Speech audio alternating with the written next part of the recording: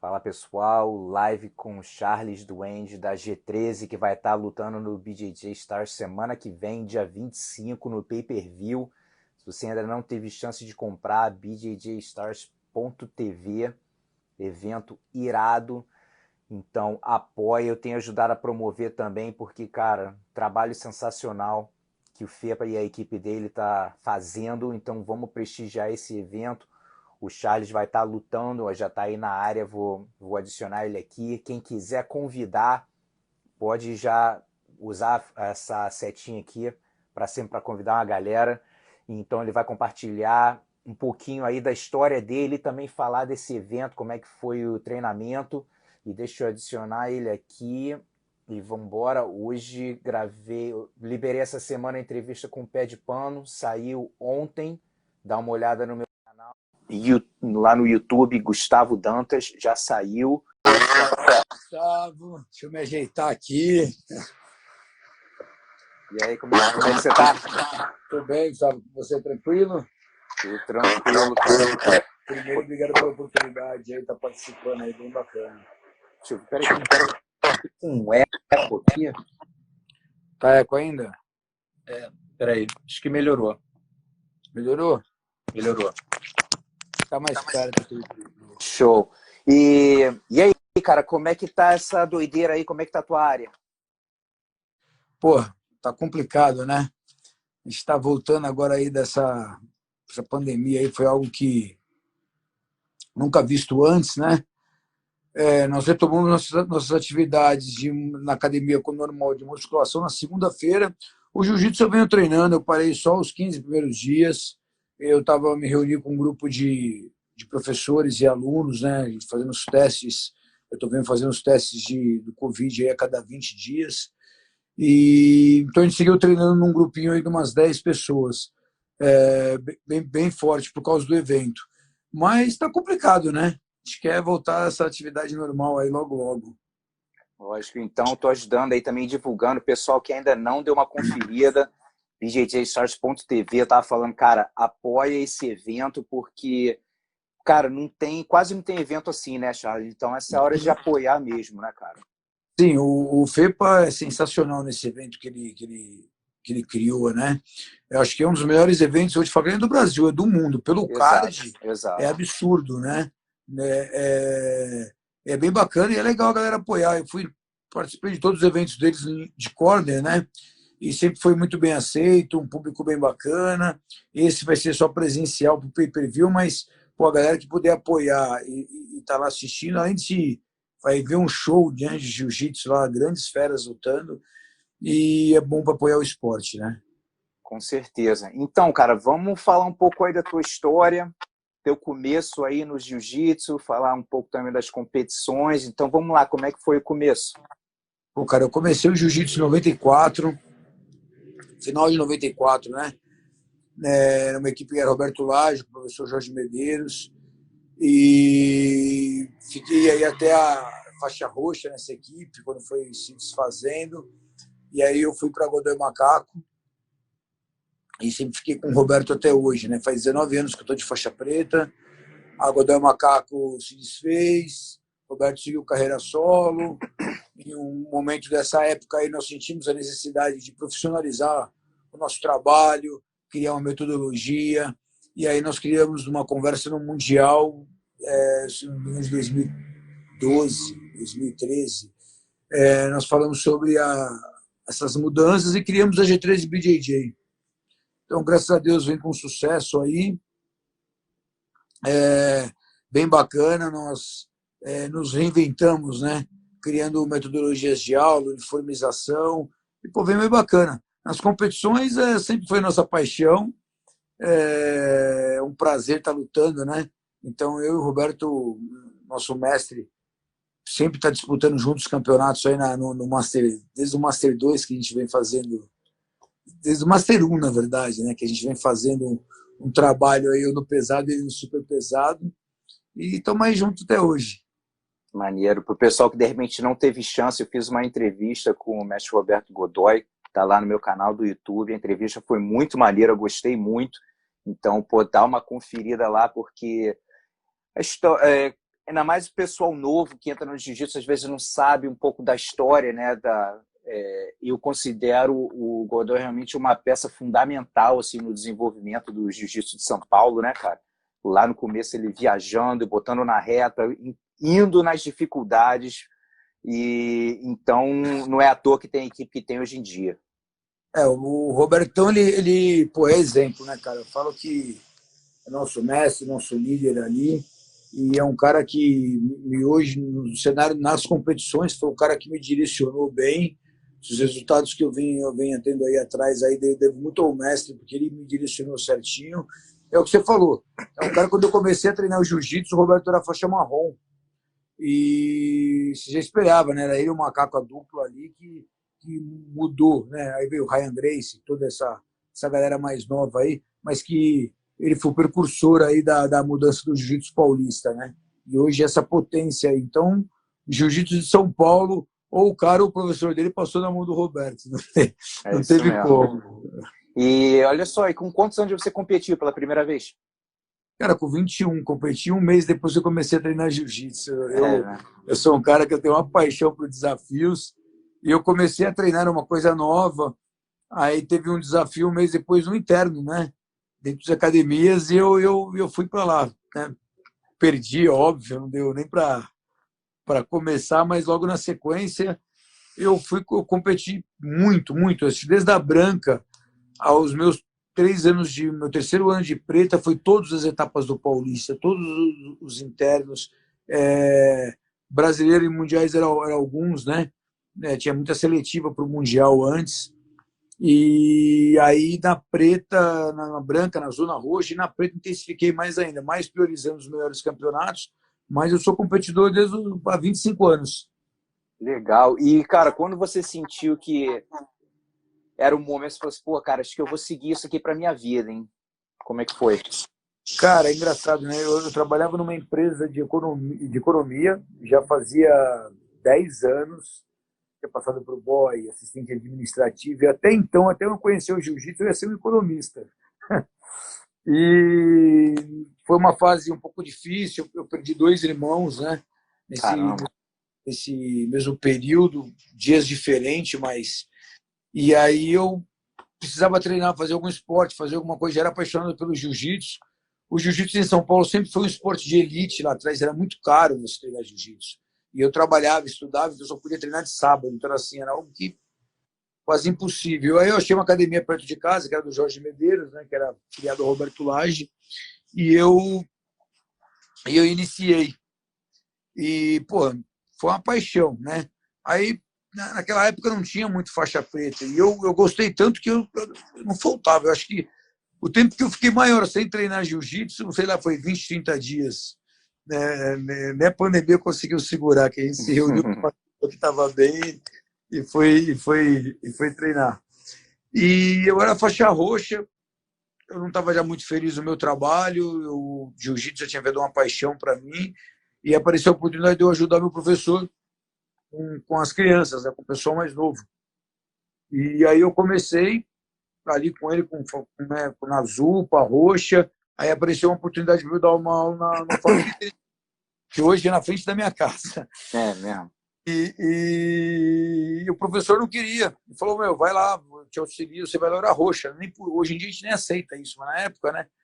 E eu fui, e ali falou, cara, é isso que eu quero para minha vida. Eu comecei a ter muito aluno, em 3, 4 meses, eu comecei a ganhar mais do que eu ganhava trabalhando no escritório.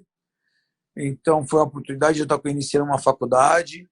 E aí eu falei, é isso que eu quero e eu vou nisso. E eu segui carreira. Então, desde o início, desde a faixa roxa, eu sabia que eu queria ser um professor de jiu-jitsu. Eu realmente amo o que eu faço, né? O dinheiro não é a prioridade, não é a razão do meu trabalho, é consequência do meu trabalho. Mas desde ali a faixa roxa, eu falei, puta, é isso que eu quero. Eu quero ser professor de jiu-jitsu e eu vou me empenhar para me dar bem nisso. Foi uma faculdade, né? Cara, é uma decisão muito difícil, né? Porque você está estabilizado em uma coisa, as coisas estão caminhando de um lado, mas não estando feliz, aí você começa a botar na balança, né? E muita gente fica presa nessa briga aí, né? Se hoje um aluno meu me perguntar isso, né, eu falaria totalmente ao contrário. Eu falei, não vai estudar, vai vai fazer um outro curso, vai tentar ganhar uma grana, é o que eu faria para minha filha. Mas naquela época, eu não sei, foi um negócio de momento ali. Então não dá nem para você arriscar e falar, eu tenho que fazer isso daí, que às vezes hoje eu não falaria isso para minha filha. Se eu quero fazer uma filha, vai estudar, vamos para outra profissão. Mas eu amo o que eu faço, dá muito certo. Meu trabalho, eu sou abençoado no meu trabalho, pelos meus alunos, tudo. Então, e deu certo. Graças a Deus, eu tenho hoje aí 3 academias e todas elas numa linha do jiu-jitsu bem bacana. E fala um pouquinho aí, né, que às vezes o pessoal só vê as conquistas, as medalhas de ouro, as coisas, mas as dificuldades que era para pagar a inscrição de campeonato, viajar, como é que foi equilibrar essa parte toda aí? Gustavo, é difícil, né? O esporte que não é olímpico no Brasil, ele não é bem visto, né? Ele não é bem remunerado, né? Eu falo que jiu-jitsu realmente é difícil. Você comparar hoje a estrela do jiu-jitsu, vamos pensar como esporte, tem várias estrelas, né? Pompom, um Bochecha, um Galvão, uns Mendes, um Roger Gracie, e pega uma estrela do futebol, ou até mesmo do vôlei, você vai ver que é uma diferença absurda em relação a ganhos, né? Uhum. Você fala, e uma carreira de jiu-jitsu, de lutador, cara, é uma aventura, porque você ama mesmo o esporte. A premiação em grana, por melhor que sejam os eventos, aí como o evento do FEPA paga bem, como vários eventos em Abu Dhabi, se você pôr isso dividido no ano, não dá nada. Uhum. Então, é difícil, né? Eu acho que quando você começa a se dar bem, quando você vai para o lado do professor e se torna, ou formando uma equipe que se torna bem sucedida. Então, assim, eu sempre tive um gasto nos campeonatos. Eu comecei a viajar. A primeira vez que eu fui lutar fora do país foi em 2007. Comecei no final de 94. Para 2007. Foi a primeira vez que eu fui lutar fora do país, né? Foi lutar onde? Estados Unidos, não? Foi Estados Unidos. Eu já era faixa preta. Eu estava aqui, brasileiro. Quando o Mundial foi para os Estados Unidos, aí o foco era lá, né? Eu fui lutar um Pan-Americano. Mesmo de lá para cá, eu fui todos os anos, né? Mas demorou. Então, hoje eu encaro as competições, eu não encaro como gasto, eu encaro como investimento. Uhum. Então, como eu sempre quis estar lá competindo ou aparecendo como professor, eu sempre quis competir. Eu falei assim, eu vou nesse caminho, que é uma forma de eu mostrar meu trabalho, independente do resultado. Você, além do prazer que te dá de competir, você gasta uma grana, mas cada vitória que eu tinha, cada vez que eu subia ao pódio, cada vez que eu aparecia, era aluno a mais me procurando, era pessoas entrando para a equipe. Então, eu sempre encarei como investimento. E hoje em dia, antigamente não tinha nem essa oportunidade de seminário, essas coisas assim, não existia, né, cara? Então, hoje, se o cara, como você falou, se tornando professor, fazendo um bom trabalho, tem seminário, o cara faz mercadoria, né, faz o kimono, faz isso, faz alguma coisa online. Então, se o cara for safo e tiver um DNA assim, de empreendedor, né, de estar sempre fazendo as coisas acontecerem, dá para virar, mas não é para qualquer um não, cara. Não é, você vira, você faz virar, né? Aquele cara que sabe trabalhar, como em qualquer área que ele vai se dar bem. Exato. Não é fácil. Você fala assim, puta, vai ficar rico lutando de jiu-jitsu? Não vai, amigão. Você vai ser prazer, de vida melhor. Eu amo o que eu faço, assim. Eu vou todo dia trabalhar amarradão, não tenho nenhum problema com isso. Chego na academia 10 para 7, eu saio da academia 10 e meia, 11 horas. 10 horas hoje. De sexta-feira é o dia que eu saio mais cedo. Então, tem que gostar. Né? Graças a Deus, eu me acho bem sucedido no meu trabalho, com as academias que eu tenho, mas é relação mesmo, não tem conversa furada, não. Vamos falar então da tua carreira nas faixas coloridas aí, esse tempo entre azul e marrom. O que você acha ali de um dos maiores aprendizados que você teve nessa época? E você pode falar com relação a treino, você pode falar com relação à competição, o que você acha? Olha, Gustavo, quando eu era branca, o lutador de jiu-jitsu começou lá em 94, 95, ou antes disso, sabia que a informação em São Paulo era difícil de chegar, né? Você não tinha aquela internet, YouTube, né? As informações aconteciam no Rio de Janeiro, alguém ia competir no Rio, trazia informação para cá e a gente ia treinando e tudo. E realmente, eu acho que o meu jiu-jitsu começou a evoluir com a vinda, com o aparecimento do Godoy, do Macaco dentro de São Paulo, do Raio, na galera do Rio, que deixou o pessoal de São Paulo mais acirrado, né? Meu professor, acho que a gente era um pouco limitado nos treinos, mas ele conseguiu fazer bons faixas azuis, apesar de não ter aquele destaque na faixa azul. Cheguei a ser campeão paulista na faixa azul, mas eu nunca ganhei muitos títulos. Mas o jiu-jitsu começou a evoluir quando eu fui para Godoy Macaco, né? E aí, ficando lá do Roberto o tempo todo, ele saiu, fez a Godoy Jiu-Jitsu Clube. O jiu-jitsu dali foi evoluindo pelo nível de pessoas que eu treinava, né? Pelo nível de pessoas que eu competia. Eu nunca obtive muitos resultados em competição, assim, subi ele no pódio, terceiro, segundo. O Paulistinho ganhava, mas chegava no brasileiro, tropeçava. E na marrom começou a ficar um pouco diferente em São Paulo. Comecei os títulos paulistas, eu comecei a ganhar categoria absoluto, já era alguma das cartas marcadas aqui. Mas muda muito, né? Hoje a informação está muito mais fácil de chegar para essa rapaziada aí. Na nossa época não tinha, então chegava lá, o pessoal do Rio está fazendo guarda aberta. Aí sempre lá e tentava fazer aquilo ali. Olha, hoje tem uma tal de guarda de la Riva lá, o pessoal está fazendo bastante. Aí você ia lá e estava treinando naquilo ali. Então, assim, o jiu-jitsu paulista, ele só começou a subir de nível mesmo com o surgimento do Godoy, de Macaco, de Raia, aqui em São Paulo. Aí começou a ter um nível diferente. Então, assim, eu sempre gostei de treinar muito, sempre gostei de competir. Na faixa roxa, eu me destaquei um pouco no campeonato universitário, que a gente tinha, eu estava pela Unip, né? Então tinha um time forte na Unip, era o Gabriel Vela, o Leopoldo, era o Soluço, o Barbosa era o mestre. Então, assim, foi uma faixa roxa para marrom, foi bem bacana, né? A evolução do destaque. Mas eu falo que os meus melhores resultados eu consegui da preta para cá. Na preta, realmente, eu comecei a me destacar no cenário das competições, já no Master, né? E como você se sentia mentalmente falando, assim, quando você competia nas faixas coloridas? Sentia bem, conseguia se soltar? Como é que era? Cara, na verdade, eu falo que eu sempre ponho o Roberto como o grande mentor disso daí, o cara que me direcionou, que fez eu chegar no pódio, foi através dos conselhos dele, que eu sempre fui uma pessoa muito ansiosa e me atrapalhava muito, eu ficava acelerado, eu não tinha medo, eu queria lutar, mas eu entrava no tatame e aquilo ali me consumia, assim, minha cabeça não era boa para competir. Eu queria estar ali, mas chegava na competição, eu não desenvolvia aquilo que eu podia fazer, que eu fazia nos treinos, né? E isso aí aconteceu na roxa. Eu lembro, quando eu entrei para Godoy Macaco, o Roberto já puxava minha orelha, ele falava comigo, na marrom ele me cobrava muito, e ele sempre falava assim, você pode mais do que isso, você não, dá para você melhorar nisso. E aí eu falo que na preta, eu lembro exatamente que foi num Pan-Americano, ele me puxou de lado e ele falou, vem para cá. Né, que eu nunca tinha feito isso. Ele começou a aquecer comigo, ele aquece isolado, né? Ele ficou totalmente isolado, aquecendo.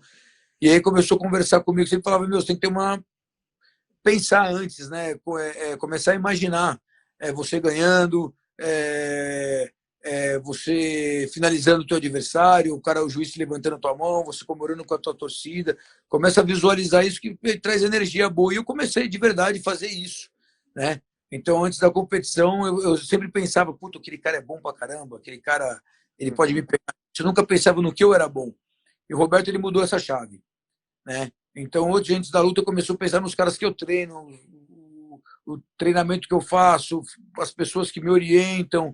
Aí eu começo a visualizar a vitória. Então, assim, eu tirei aquele lado negativo, ele conseguiu mudar isso. E isso veio na preta. Lá atrás eu capengava mesmo, era na guerra, né? Você estava com medo, mas ia com medo mesmo, e às vezes dava certo, às vezes dava errado. Mas esse direcionamento de cabeça foi da preta, foi o Robertão fazendo isso comigo. Aí hoje lógico, você fica tenso, você fica naquela pilha para lutar, mas com outra cabeça, com muito mais tranquilidade, né? Eu acho que a gente vai ficando mais velho também, cara. Acho que a gente, quando é mais novo, fica naquela neura de ter que ganhar, de se pressionar tanto e muito preocupado com o que os outros vão falar. E a gente vai ficando mais velho, falando, irmão, lógico que a gente quer ganhar, mas ganhando ou perdendo a vida vai continuar, as contas estão aí, as responsabilidades estão aí.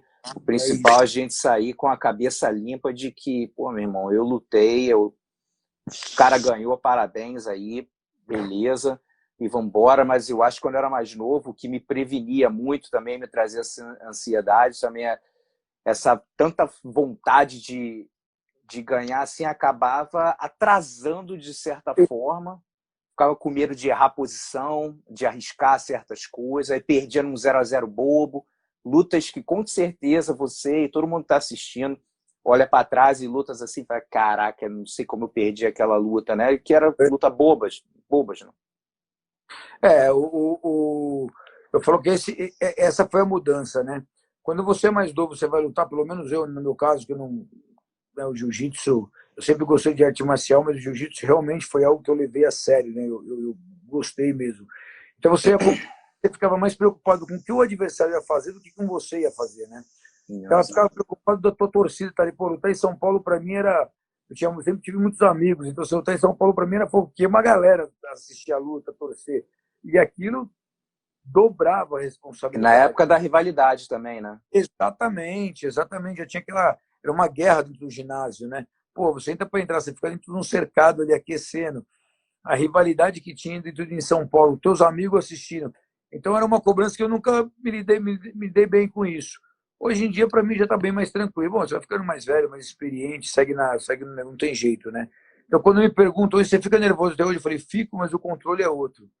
Então, o negócio é ter o pensamento positivo. Antes da luta, jamais pensar que vai perder. Não pode pensar isso. Eu vou lá e vou ganhar, vou ganhar, vou ganhar e vou ganhar. E monta o jogo. E depois, se der errado, você se resolve. Mas de primeiro ali, você tem que estar sempre bem confiante, né? Então, como foi assim a princípio a transição da marrom para preta, competindo? Cara, foi bacana. Eu era marrom, eu fui campeão paulista, categoria absoluta, fui campeão dos internos que tinha na nossa equipe, que já era difícil pra caramba. Cheguei a ganhar, não cheguei a medalhar no brasileiro na marrom, mas eu fiz grandes lutas, né? Bateu na trave muitas vezes. E, pô, quando eu cheguei na marrom, cheguei acho, mais maduro, né? Já cheguei no meu, já master, já com 30 anos, 30 anos. Eu estava lutando ainda no adulto, lutei uns mundiais de adulto, mas todo mundo fala que o jiu-jitsu começa de verdade quando você chega a preta, né? Eu estou há 19 anos de preta e eu falo que hoje eu estou bem melhor do que quando eu comecei, quando eu peguei minha faixa preta. Com Né? certeza. Melhor do que há 20 anos atrás, 20, 19 anos atrás, né? De faixa preta. Então você vai evoluindo a cada dia. A transição foi boa, mas da preta para cá a evolução, acho que ela vem sem parar, né? Todos os dias. E qual foi uma das tuas melhores performances que você lembra, assim, não por causa do resultado, mas como você lutou? Você se sentiu bem, que lutou bem, né? Que às vezes você pode lutar mal e ganhar. Então, tipo assim, você sentiu que lutou bem, de repente nem foi uma vitória, né? Às vezes pode ser um campeonato que você ficou em segundo, mas você teve um dia excelente, só que o outro cara teve um dia excelente também, né? Mas o que você acha? Cara, eu acho que 2015, eu vou falar o ano, né? Foi um ano que foi muito bom para mim, foi o primeiro ano de Master 3, eu ganhei todos os campeonatos de ponta a ponta, categoria e absoluto, menos o Mundial eu só lutei a categoria, mas todos os outros. Mas teve uma luta que marcou, foi uma guerra com um cara chamado Broca, de Belém, é meu parceiro, foi a Pô, já lutei com ele já também, meu Deus do céu. semifinal do Brasileiro. Ele me raspou, a gente fez uma guerra e ele me chamou de meia guarda, daquele tamanho todo, mas ele me chamou de meia guarda. E ele me raspou faltando 1 minuto para acabar a luta, eu devolvi a raspagem no finalzinho. Consegui ganhar dele, mas foi uma guerra absurda. Então, o cara, pelo tamanho que ele era, quando eu já conheci o Broca, né? Eu tinha lutado com outros caras de nome e tudo, mas o Broca era um cara muito, muito maior do que eu, né? E esse brasileiro aí foi a semi, a final foi até mais tranquila. Eu passei por ele, foi uma luta sensacional. Que eu acho que foi a melhor performance, assim, foi uma guerra. Brasileiro de 95 e brasileiro de 2018. E foi uma guerra também, mas todas as lutas ali foram bem marcantes, foram bem acirradas e eu consegui ser campeão. E o que você acha, vamos falar aqui do mais recente, 2015, o que você acha que contribuiu, qual foi o conjunto de coisas que ajudaram para você ter essa performance? Eu gosto de falar isso porque é importante para todo mundo que está assistindo, independente da faixa, lembrar das suas boas performances, que você se sentiu bem e fala, cara, se eu me senti assim antes, eu posso me sentir novamente, né? Então, por isso que eu gosto de perguntar. Cara, o ano 2015 começou. O primeiro campeonato que eu lutei foi o Pan-Americano, que foi em março. Eu fui campeão da categoria, mas eu ganhei meio que passando mal e fechei o absoluto com o Roberto Godoy, com o mestre. E eu tinha marcado um médico famoso aqui em São Paulo, né? Hoje nem é o médico que me apoia, mas eu vou falar dois nomes que eu gosto: o doutor João Ricardo Aguiar, que começou comigo, e hoje eu treino com o doutor Gustavo, né? Que cuida de mim. E foi a primeira vez que eu tinha passado por um médico. Fui ver me prestou depois mudar minha alimentação, fui fazer um exame de check-up geral, né? E aí eu procurei ele e tinha que eu tava, hormônios, estava tudo meio desregulado, né? E eu estava com Master 3, 41, né? Aí eu resolvi procurar um médico. Eu sempre fiz tudo errado, né? Sempre tomei suplemento de qualquer jeito, comi de qualquer jeito. Com 41 eu falei, não, agora eu preciso ter uma orientação melhor. Eu procurei esse médico e nisso eu procurei uma preparação física também. Comecei a fazer preparação física, pegou uns professores da academia, me chamou, pediu para cuidar da minha preparação física, fiz um trabalho funcional e foi absurdo a diferença. Então, assim, eu coloco o ano de 2015, porque eu lutei o Pan-Americano, eu ganhei, fechei com o Roberto a categoria, mas eu passei mal. Quando eu comecei a fazer um trabalho, cuidar da minha alimentação, cuidar da minha preparação física, comecei a ir mais para o lado profissional, o brasileiro e todos os outros campeonatos, a mudança era até ridícula. Eu até brincava, falei assim, pô, eu vou lutar na minha categoria, eu me sinto muito diferente do pessoal que tinha 41 anos na época. Uhum. Me sinto muito hoje, eu tenho 46, né? Entendeu? Meu ano de Master 4.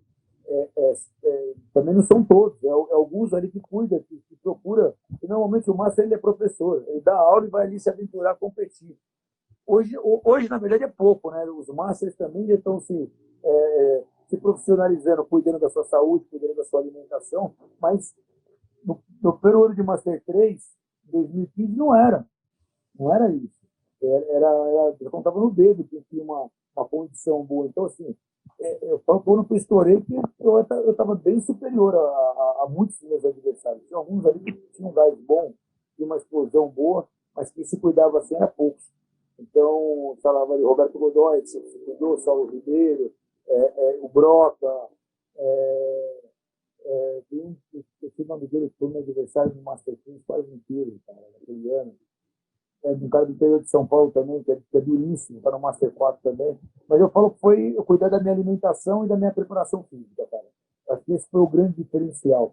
Porque o jiu-jitsu, você vai encontrar com pessoas que têm 20, 25 anos de jiu-jitsu, é mais ou menos o nível técnico não muda muito. Não dá para você tirar uma carta da manga, né?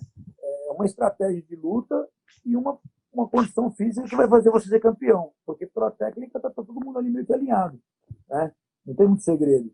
Mas aí eu acredito que hoje, para você se tornar um campeão, que faz você ser um campeão, é você ter uma estratégia de luta, ter um bom condicionamento físico, ter uma vida mais regrada, porque até no Master não tá mais para amador, não. Ai, cara, você fazer 5, 6 lutas, e se você só dá uns rolinhas durante a semana, cara, vai ser complicado, porque conforme a chave for engrossando, vai ficar difícil. Então, às vezes, né, você vê uma chave grande, assim, tem um pessoal que sofre, que acabou novo no jiu-jitsu, acabou de pegar uma faixa preta, aí, pum, meu irmão, bate com um Saulo de cara, tá ligado? Então, é complicado. Os caras já viram só o Ribeiro pela frente e falaram, azedou, já acabou tudo aqui, né? Complicado. No Master, então, tem muito disso, né? Hoje o pessoal está se preparando muito mais, né? Eu comecei no Mundial de 2015, eu lembro que devia ter 18 pessoas na minha chave, né? No Mundial de 2015, que foi o primeiro ano de Master 3. O ano passado, que foi meu último de Master 3, tinha 38. Caramba! No peso pesado ali. Você pensa, pô, vou fazer 5 lutas, cara. Então, você num Master. Quando eu comecei, já mal existia faixa preta, né? Hoje no Master 3, você vê tem 40 caras para disputar o Mundial, é tão difícil quanto um adulto. O adulto não é 10 minutos, aquela a molecada fera, tudo aí, mas proporcionalmente ali, o Master é tão difícil quanto, né? E a estratégia é importantíssima, cara, que 5 minutos, a importância de abrir o placar É é grande. gigante. Eu acho que por isso que eu falo que é tão difícil quanto, né? Você não pode errar, né? O cara fez uma vantagem de você, fez um ponto em você no início da luta, para você reverter esse resultado é difícil, né? Você está lutando com um cara tão experiente quanto, então você tem que ter uma estratégia. Eu acho que a estratégia tá ali, é 50% ali, você montar a estratégia certa, saber chamar na guarda na hora certa, entrar uma queda. O jogo de Master, ele é detalhes, né? É muito pouco tempo. Então é muito detalhes ali. Talvez o adulto, você 10 minutos, vai muito da condição física. O Master não. Às vezes o cara não está tão bom numa condição física, mas se tem uma estratégia boa, vai ajudar bastante ele. Tem uma pergunta aqui do Jean Rotondaro, lá de Ribeirão. Ele botou aqui, você acha que o Shimu vai trocar em pé com você? Aí falando, esperando a sua visita lá. O Jean Rotondaro, pô, parceiraço, é um cara de Ribeirão que eu fui muito bem recebido uns anos atrás, quando eu fui visitar meus primos, primos da minha esposa lá em Ribeirão Preto, e ele treina com o Jean, muito bem recebido, pô, bem bacana a tua pergunta. O Shimu, ele troca, né? Ele troca em pé, ele troca um pouco em pé e ele chama de meia guarda, também tem uma meia guarda bom, tem uma chave de pé bem. Eu eu não sei, não dá para falar mais ou menos o que ele vai fazer. Eu vou falar o que eu vou fazer. Eu vou Boa. ter o meu jogo, eu vou tentar impor meu ritmo ali. Estou bem treinado para qualquer situação, para trocar em pé com ele, para jogar por cima, para jogar por baixo. Eu gosto de jogar de tudo quanto é jeito. Eu não tenho uma algo específico, né? Eu gosto só de fazer guarda. Eu gosto de jogar em qualquer posição ali. Eu estou pronto para tudo. O que ele vir ali a gente vai estar bem preparado. As regras são o quê? É igual da IBJJF, não? É igualzinho da BJJF, só que em vez de ser 5 minutos, vai ser 6.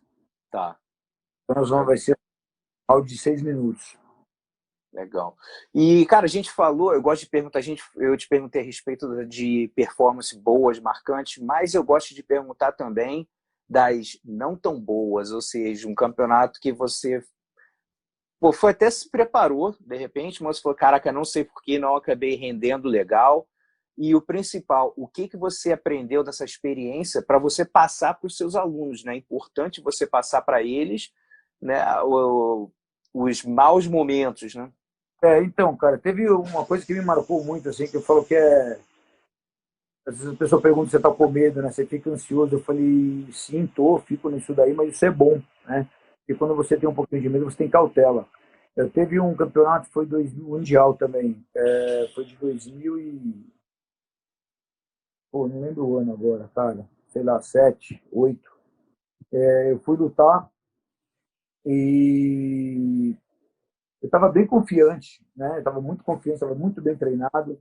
E eu olhei para o meu adversário, eu era um americano, tem uma carinha meio de, pô, panguão, assim. Eu olhei para o cara e falei, meu, tá na minha mão essa luta, né? Era a minha segunda ou terceira luta. Eu falei, tá tranquilo. Estava muito confiante.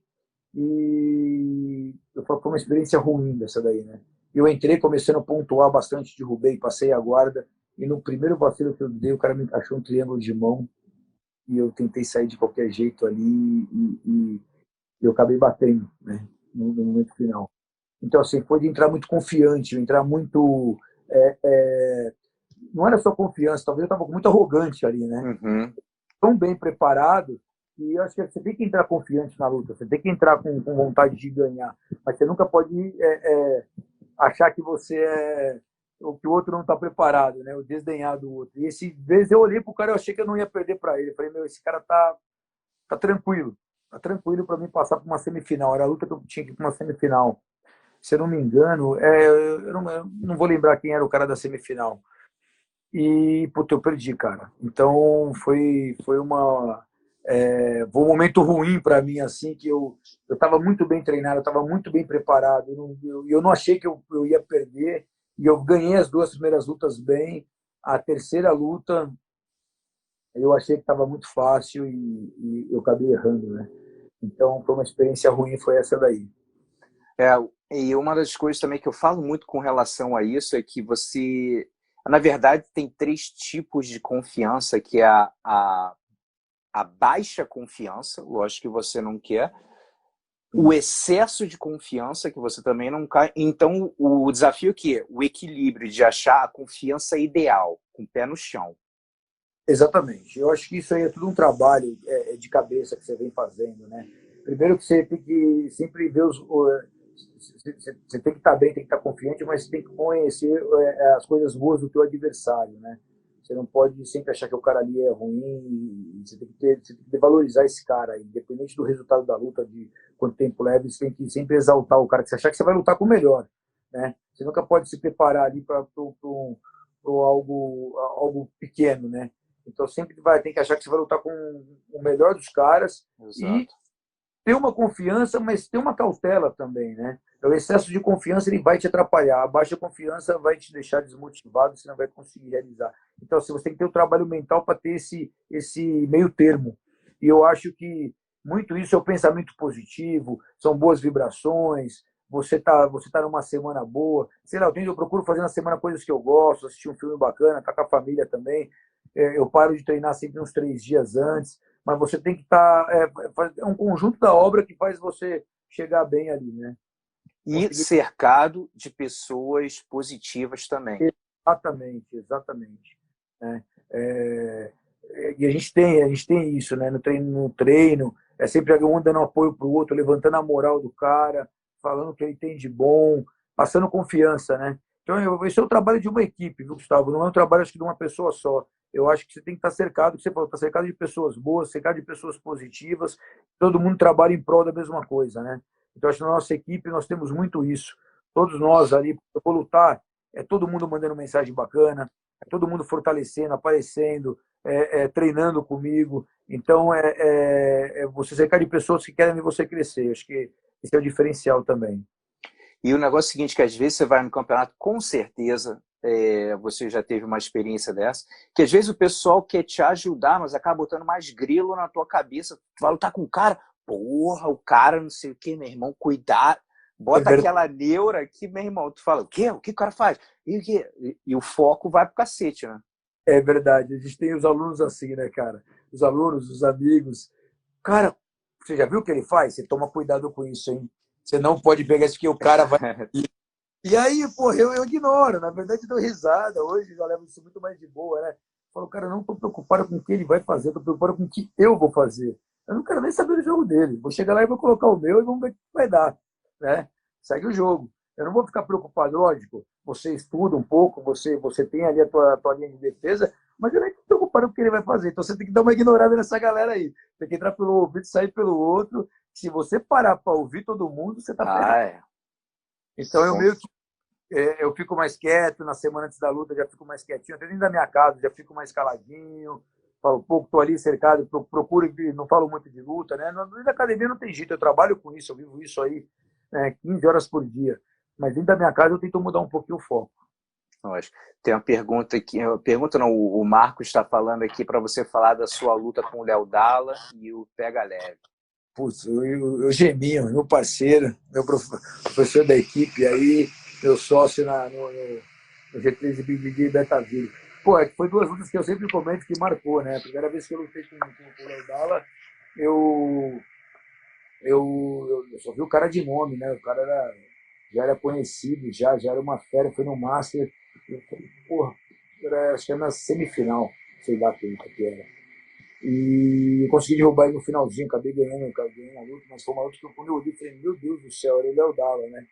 E o Pega Leve é um cara muito, muito grande. Eu tava no absoluto com o Roberto, assim, pra lutar, eu conto com eles, aí a gente viu o Léo Dalla, mó grandão, ficou brincando, eu e o mestre, né? Falei, e aí, quem é que vai pegar?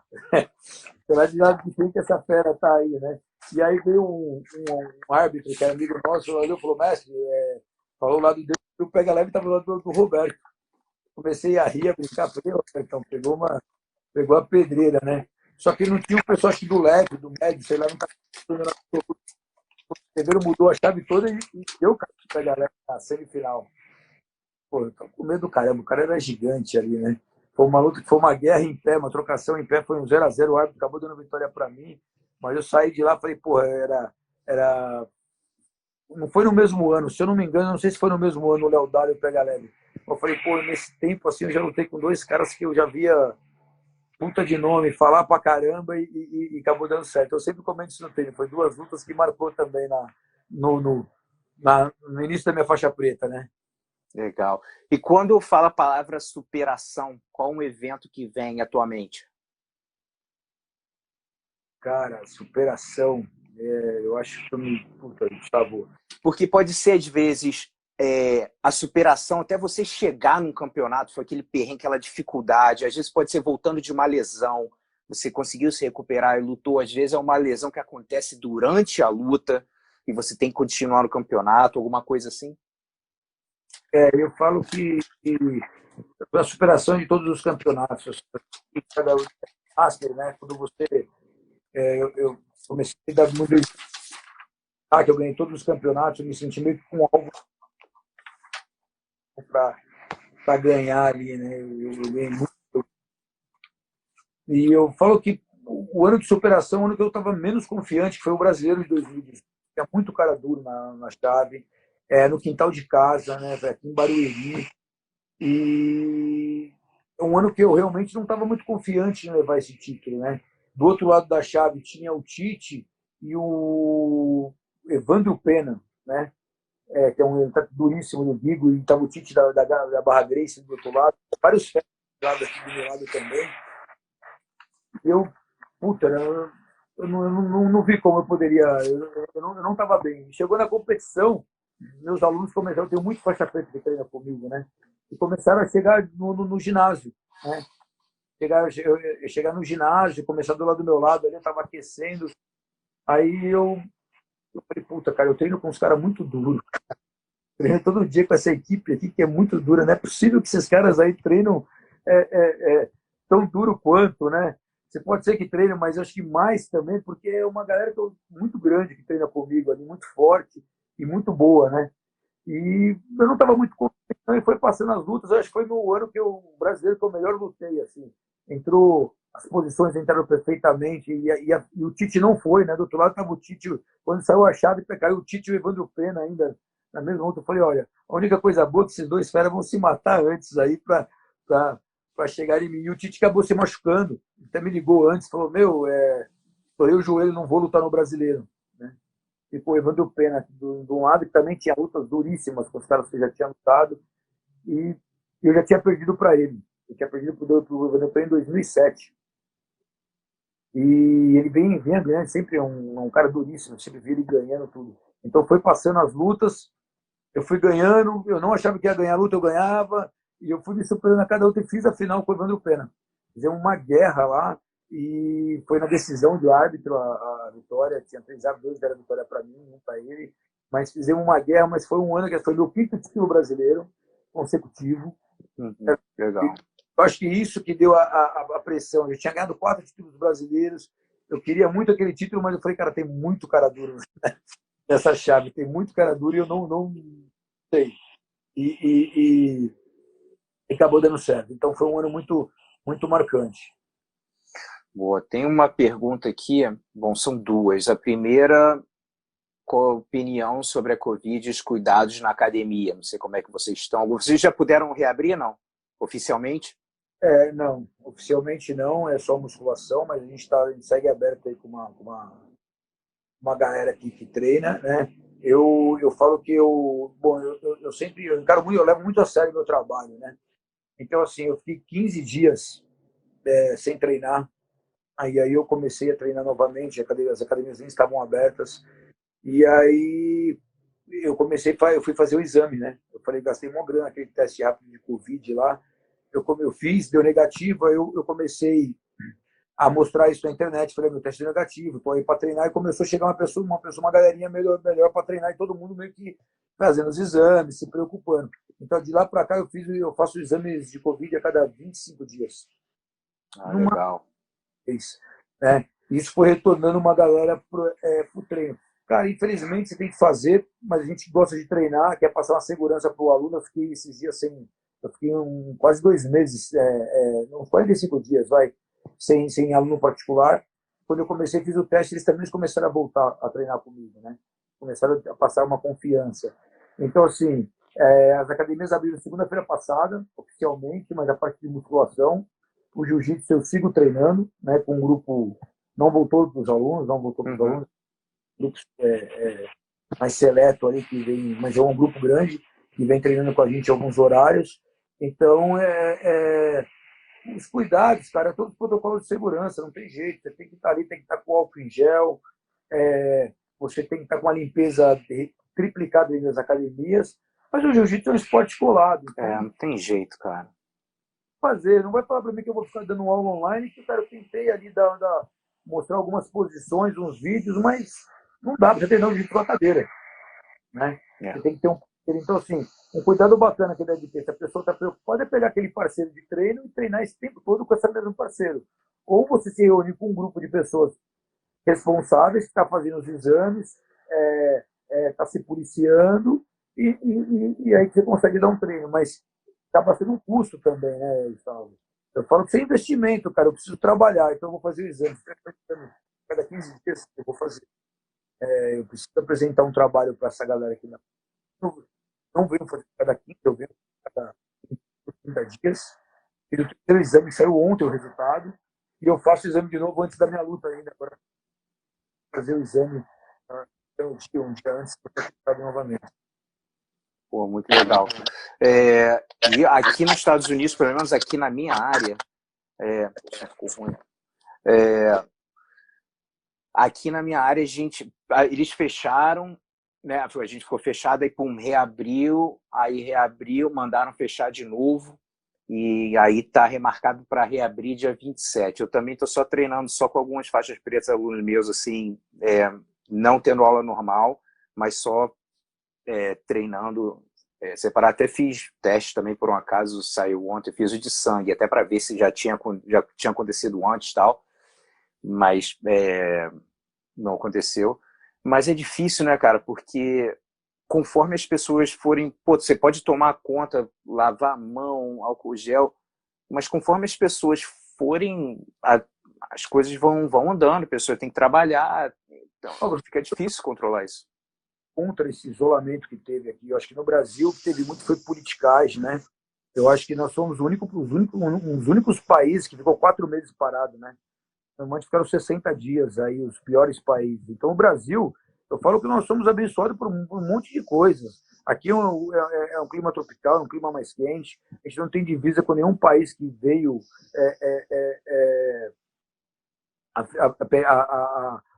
teve uma grande contaminação como a Europa teve, como os Estados Unidos teve. Os Estados Unidos é um país onde todo mundo viaja, né? É a capital do mundo. Então é natural. Isso da Europa começou lá, a região da Lombardia, muitos idosos. Então, assim, o Brasil, teve os casos, vem aumentando, mas se comparar a Europa inteiro, não dá o que é mais do que o Brasil ainda, né? Então, assim, tem, lógico, eu acredito, o vírus está aí, ele acontece, mas as pessoas têm que trabalhar. Eu acho que não dá para ficar parado, cara. A área de esporte ser a última a voltar, eu achei um absurdo isso, porque você cria imunidade, né? Você fica bem fazendo esporte. Você fica preso em uma casa, uma pesquisa feita em Nova York, e a maioria dos contaminados foram em isolamento. Então, esse isolamento eu não acho que foi tão importante. Aqui no Brasil, inclusive, para mim teve um isolamento seletivo. Algumas áreas estavam abertas, em muitos lugares não estavam respeitando nada, mercados lotados, e algumas coisas que poderiam estar abertas não estavam. Então, se os caras vêm e colocam um lockdown 15 dias, 20 dias, ninguém sai de casa, beleza. Mas você liberar uma parte do comércio, não liberar a outra, você complicou a vida de muita gente também, né? Então, eu não acho que foi eficaz esse isolamento.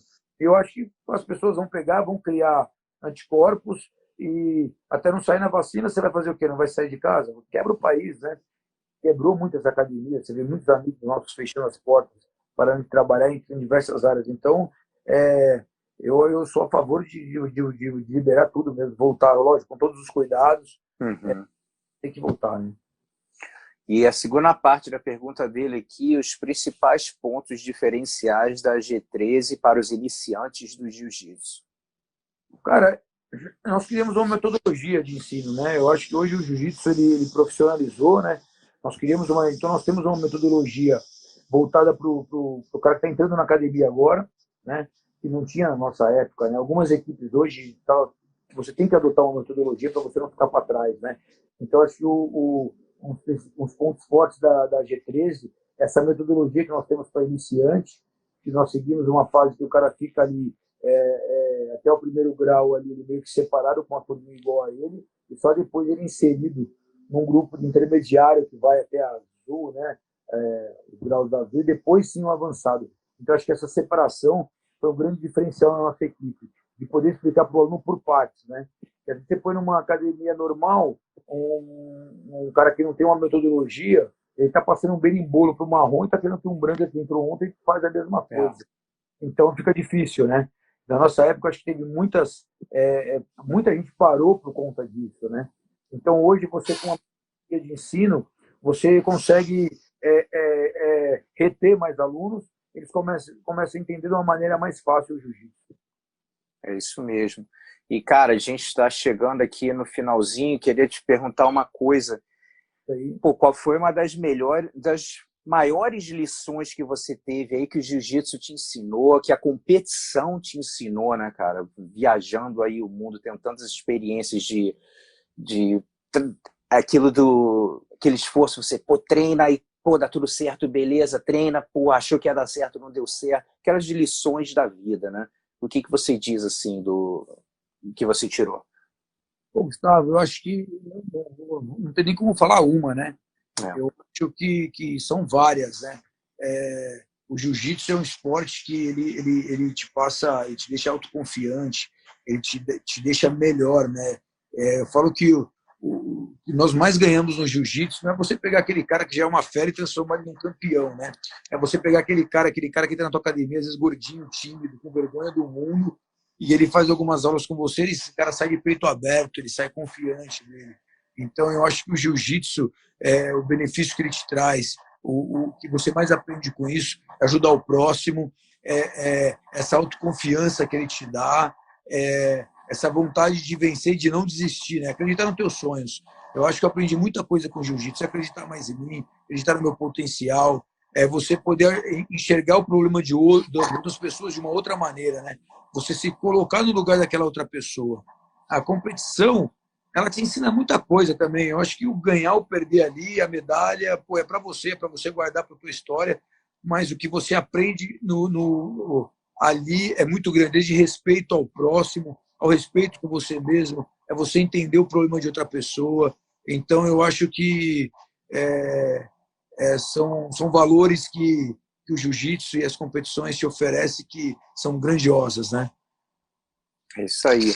Cara, brigadão aí pelo bate-papo e relembrar o pessoal também, bjjstars.tv, apoia lá o evento, 100%, pô, muito maneiro mesmo. Então, cara, desejo boa performance para você lá semana que vem. Obrigado. E tudo vai dar certo. Isso aí, dia 25 de julho, estamos lá, bjjstar.com. Vota no Duende, hein? Vota no atleta lá e vamos estar com tudo. Gustavão, obrigado. Foi uma honra poder participar disso daí. Agradecer a todos os meus alunos aí que mandaram mensagem, que fizeram perguntas aí. Valeu.